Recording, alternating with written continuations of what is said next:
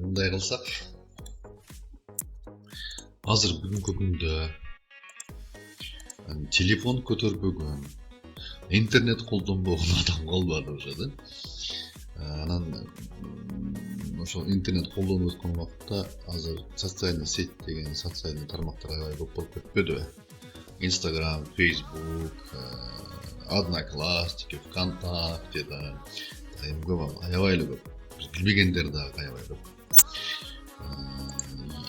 Ошол ар бир социальный сайтка регистрация болосуң, социальный сеттин сайтына регистрация болуп, анан почтаңда почта болот. Анан биз көп учурда жанагы пароль менен логинди унутуп калабыз да. Ай пароль кандай эле, ай логиним кандай эле. Ушул убакта бизде мынау телефон көтөрүп жүрөбүз. Телефонду кайсы гана телефон болбосун, Android'де, эгер Android система болгон болсо, Google'дын сервиси бар, Google аккаунт. Ошону сурайт. Мейлерде эмнени сурайт, жанагы Mi аккаунт дейби. Аны мен андайды колдонбодум, но анда да бар дешет. Но не знаю, я это не пользовался, да, вот. Google, бизге көбүнчө Google аккаунттун эмеси, как бы сервистери ыңгайлуу да, орус тилинде. Көп возможностьтер бар. Мисалы, Facebook'a кирдик, Facebook'та чөп автоматически эмелер барат, логиндерин турат, почтаны ачтың, логиндерин турат. Мына жерде бир сайтты кире кошодум, мисалы үчүн ОД кошулуп кетечи, постоянно ошол сайтка киремин. 24 деп жаздык, 24 KG автоматически коюлду. Ушул анан почталарга кирген кезде пароль логиндерин бүт баары сакталып турат. Ал кай жакта сакталып турат? Бул Google'дун Chrome программа, браузерная программа бул деген Google'дуку да. Мындан башка да бар, Rambler, Яндекс, аларда барбы мындай функция жокпу, аны билбедим. Мен көбүнчө мен Google Chrome'ду колдоном. Да, Chrome'да эмнелерде көптө расширениялар бар, расширение. Буларды расширение деп коет. Расширение да, вот. Буларды мен көп колдоном. Видеоблокер, там IDM, интернет download менеджер, расширениялар. Chrome'дун өзүнүн магазининде бар. Колдоном да. Ошол үчүн ыңгайлуу болгон үчүн, мага көп возможностьтор бар болгон үчүн ушул Chrome'ду көп колдоном. Силерге дагы кеңеш бермек элем, ушул Chrome'ду колдонгонуңарга. Настройки, парольдор сакталып турат, бүт сайттар. Сайтта кайсы сайтка кирип, кайсы ссылка менен парольдор менен турат да. Эми скажем, бул жерде эмелер Chrome'ду удалить эттик да, башка бир эне компьютер алдык да, мисалы үчүн башка компьютерге киребиз да. Анда ошо логин парольдорду кайтадан терип отуруш керек. Если забыли, анда кандай болот, эстеш керек, ошо кагазга жазып аласың, эмнеге жазып аласың, бул эми кыйын да, бул эми. Анан айтмакчы, ар бир социальный сетьке, любой социальный сетьке бир эле пароль менен логинди койбогула демекмин. Инстаграмга мисалы үчүн бир логин пароль, этот логин окшош болбойт да, логин башка болуп калышы мүмкүн. Инстаграмда бир пароль, Фейсбукта бир пароль, мейлда ошол эле пароль, бардыгына бир пароль эле колдонбогула демекмин. Бул опасно да, бул опасно, коркунуч жагы көп. Азыр мен муну көрсөтөйүн азыр. Мисалы үчүн азыр мени коюп атпайсызбы? F дедик, ошо Facebook'ка мисалы автоматически чыгып атат. Анан интернетте эмнени издегенбиз? Онлайн переводчик постоянно мен колдоном. Так, автоматически чыгып атат запростор. Так, шаблон десем, шаблон автоматически чыгып атат. Шаблонларны колдонбойм, шам намазыларды колдоном. Ошондой запростор келип атат да. Запростор бул мен терген запростордун бардыгы эмнеде Chrome'dan өзүнүн кеш памятini сатып алып турат. Мунун бардыгы настройкада. Так. Вот автозаполнение деген турат го, ушулардын бардыгы автозаполнение ошол. Так. Эми биз азыр бул Chrome'ду башка жаңы Chrome ачкан кезде кандай кылабыз? Ошондой. Жаңы Chrome ачкан кезде бул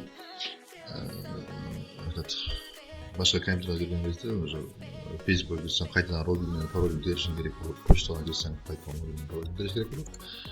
Ошону мисалда көрсөтөйүн азыр. Chrome закроем. Total командалар азан үчүн биз Chrome'ду удалить этебиз да. Chrome'ду удалить этебиз. Но Total командалар жакшы караган, мен өчүш ушуну колдоном, көп колдоном бул программаны. Потому что өтө функциялар аябай көп. Мында адденелер көрсөтүп берермин. Удаляем. Chrome'ду удалим сейчас. Вот он наш Chrome. Деинсталляция. Ну, много. Так, да, хотим удалить действительно. Также удалить данные о работе в браузере.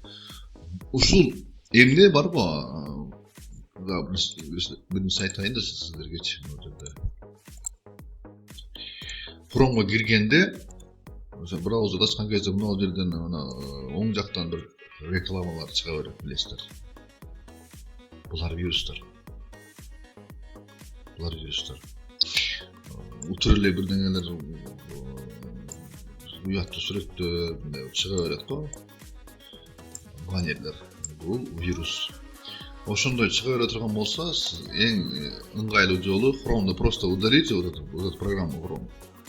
Или Rumble'ден киресиз, кайсыдан чыгып турат, ошол программаны, браузерный программаны просто удалите. Удалить эткенде мына ушул Total командаларды колдонсоңор аябай жакшы болот. Вот так же удалить. Удалить этип кайттан коесуңар, жанагындай рекламный ссылкалар уже чыкпай калат да.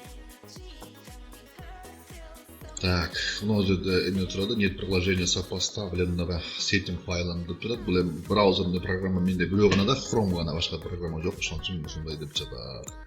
Буну Chrome'ду удалить эткен болсоң, башка браузерный программа жок деп атат аткан сөзү. Бирок мына Explorer ачып турат. Chrome браузер удален дейт. Ну да, удален.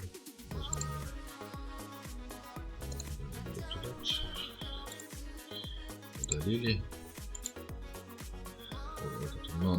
Bunun жакшы, Total Command, ушу 8-биринчи версиясында Geek Uninstaller деген бар, утилита бул. Бул программаны удалить эткенingizде остаток калат по-любому. Сүрөттү удалить этесизби, эмнени удалить этесиз, кандай гана файл программаны удалить эткенingizде компьютерде остаток калат. Ошо Geek Uninstaller программа жакшы, азыр могу жерде көрсөтүп турат, реестрде 6 элемент бар. Мусорда булар эми керексиз мусор, ушунда нужно удалить деп турат, мы, конечно, удаляем. Все, удалили. Жок, программа жок уже. Кайтадан коебуз. Так, передумали, нет. Да, передумали, можем уже заново устанавливать, да? Разрешить. Так. Но программада жакшы, download менеджерден айттым уже. Да, көрсөтүп берем. Кандай мүмкүнчүлүктөрү бар бул программанын. Теги эле мындан 10 жыл, 15 жыл мурунку интернет колдонуучуларга караганда бүгүнкү күндө компьютерде колдоносузбу, жана телефондо колдоносузбу, мындай бир ыңгайлуулар, жеңилдиктер аябай көп болуп калган да. Так, азыр эми качается. Дейт. Эгерде сиздерге интернет слабый болгон болсо, азыр эми слабый эмес, мурда 2008-2009 жылдары аябай интернет слабый болчу. Интернеттин ылдамдыгы 220 килобитпи, кээде 10 килобитпи ушундай болчу. Азыр эми Кудайга шүгүр, Аллага шүгүр. Интернеттин ылдамдыгы жакшы. 10 мегабит болуп жатат, 50 мегабит болуп жатат. Кейди зонада вообще 100 мегабитке барып жатат да. А мурда Chrome'ду мындай кылып качка кылган болсоң, осталось 30 минут, 40 минут деп тура берчү, азыр андай жок. Азыр эми 10 секунд калды деп турат. Күтө турабыз.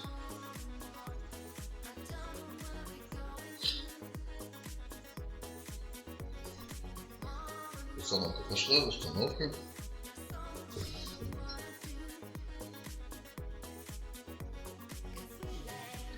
Так, это надо вот немножко.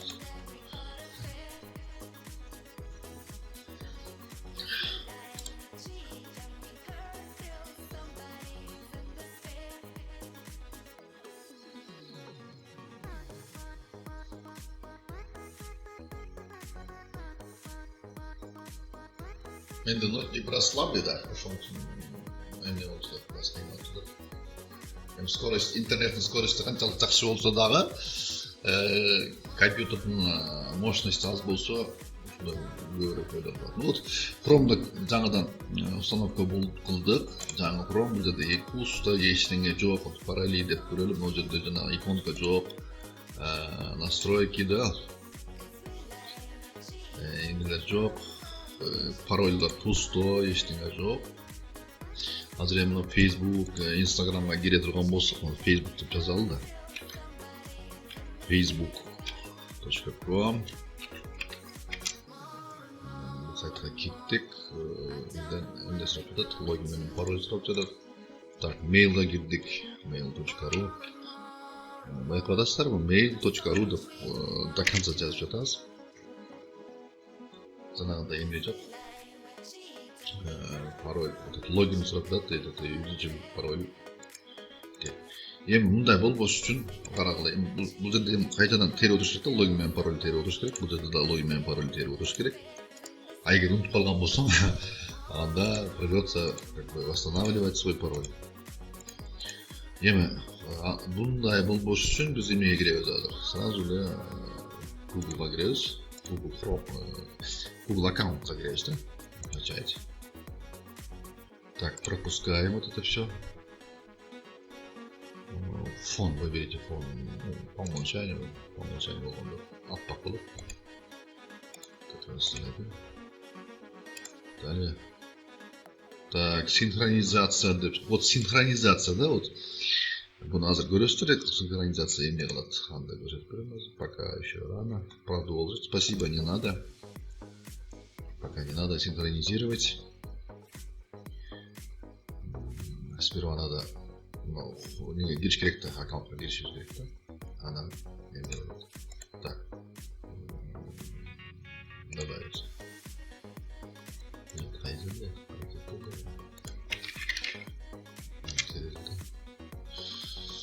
Где почта нужна? Вот. Найти.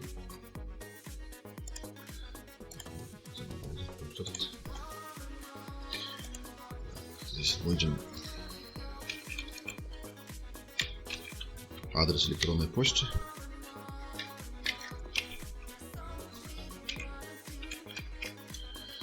Тик-тик. Дальше вводим пароль.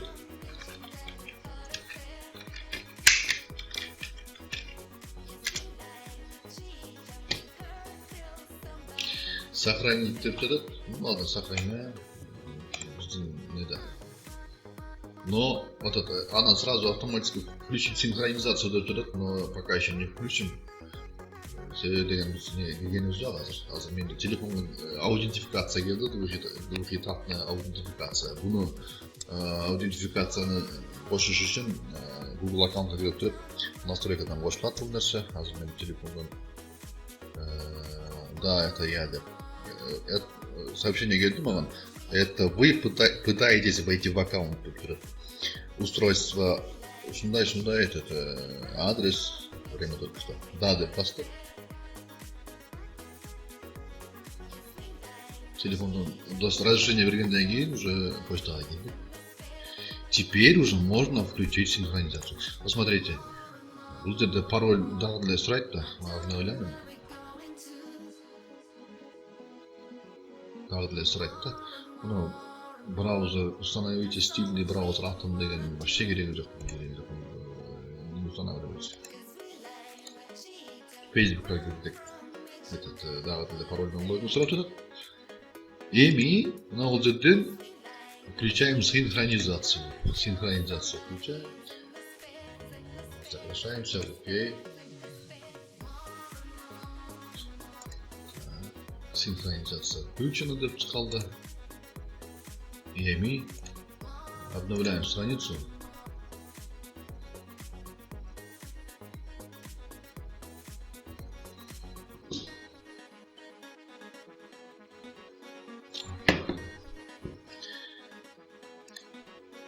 Вот.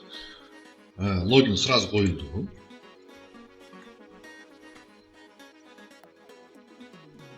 Пароль сразу қойылды. Facebook'ta жасадық.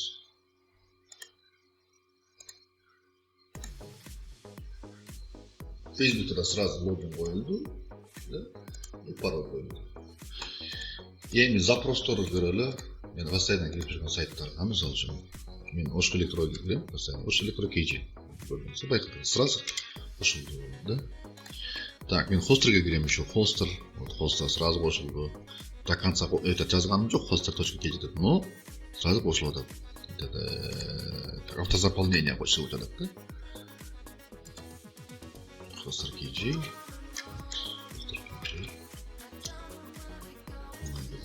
Мұнда да хостинговый провайдер бешкекте. Кстати, бұл аябай мен ушул компаниямен иштесем, буларда мүмкүндүк аябай көп. Реклама кылбай эле коеюн, но жакшы жактарын айтыш керек коем. Логин дедик, бастык. Попытаемся сейчас включить, это как бы войти в свой аккаунт здесь. И сразу автоматически вот логин, мой этот пароль выставляется автоматически, да? Вот это выбираем все это и нажимаем на кнопку войти и кіресіз. Так, енді дағы белгілей тұрған нәрсе да.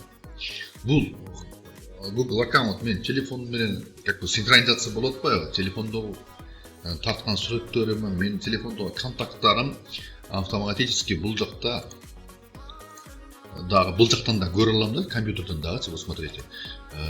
Приложение этот сервистердің бастық, но меню немножко бастық та бұл. Оның үшін контакты көре отырған болсақ, сервисті басып, контакты кнопканы бастық.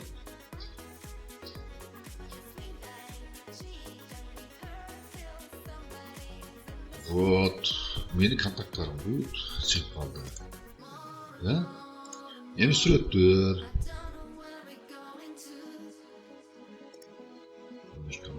Фото, Google фото.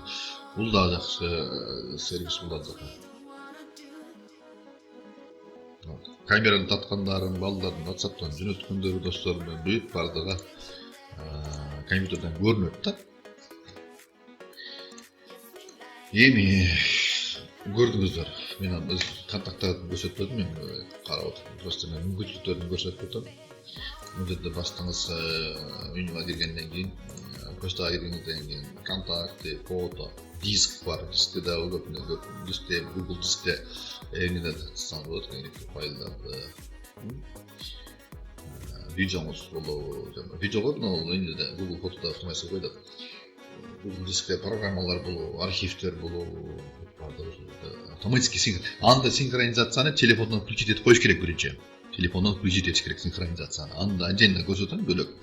Эгер түшүнбөй аткан болсо. Но менимче Google'дагы телефондон синхронизация кылганды азыр ар бир эле колдонуучу билсе керек. Эгерде билбесеңиздер, анда көрсөтүп берем отдельно. Контакты, эмнелер бардыгы ушунун ичинде бар. Бул эмнеси жакшы? Бул телефонду жоготуп алдыңыз го. Мисалы телефонду жоготуп алдыңыз, случайно да. Анан Google'da телефондагы контакттардын бүт баары жоголуп кетти, сүрөттөрдүн баары жоголуп кетти. Анан башка телефон алдыңыз, кайрадан ошол эски контакттарыңызды кайрадан издешиңиз керек. Не болот? Ну, номер-то можно восстановить, но контакты трудновато, да, вот. Анан фотодо. Айтмакчы, контакты деген баягыда эски телефондордо кирпичтерде, жанагы кнопочный телефондордо, прослушкаларда. Аларда эмне болчу да, контакттарды сохранить эткен кезде симкага сохранить, в память симки сохранить этчиле. Ал убактагы симкалар кандай алат, мурунку симкаларда, по-моему, 30 адамдан, 30 контакттан ашыкча, 50 контакттан ашыкча адамды как бы сохранять в память симки мүмкүн эмес эле да, максимум 50 адам болчу. азыр кандай болуп калды билбейм. Бирок ыңгайсыз да эми симканы телефонду жоготконуңуздан кийин симканы кошо жоготосуз да. Анан башка симка восстановление кылган болсоңуз номерде ал симкада уже контакттар жок болот. А вот Google аккаунтта симканы жоготосуз, телефонду жоготосуз, бүт баардыгы сохранён турат.